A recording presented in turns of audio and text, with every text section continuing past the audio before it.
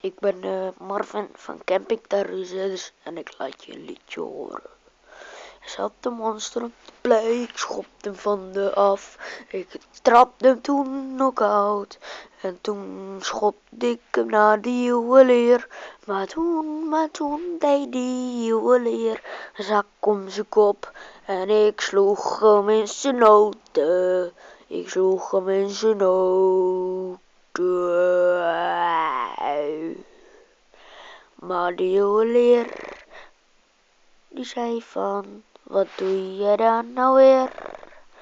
Ik zei van, een trap geven en zijn noten. Ja, toen viel die monster nokkie. En toen zei de juwelier van, oké, breng hem maar naar de grafkelder. Toen zei ik, oké. Oké.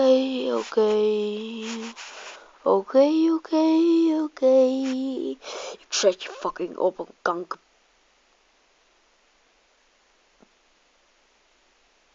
Ik zet je op een fucking play.